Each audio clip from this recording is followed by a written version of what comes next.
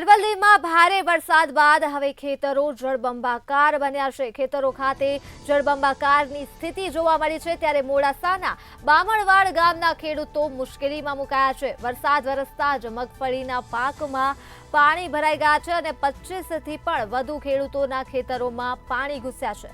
બે વાર વાવણી કર્યા બાદ પણ પાકને નુકસાન પહોંચ્યું છે।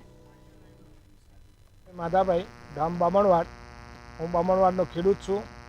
મારી જમીનની અંદર રેલવે ટેક પડવાથી મારી જે બાકીની જમીન વધી એની અંદર પાણીનો ભરાવ થઈ ગયો। મેં પહેલાં વરસાદ આવતા પહેલાં મગફળીનું વાવેતર કરેલું, પણ પાણી ભરાઈ ગયું પહેલાં વરસાદે, એટલે એ મગફળી મારી નિષ્ફળ ગઈ, નાની હતી એટલે।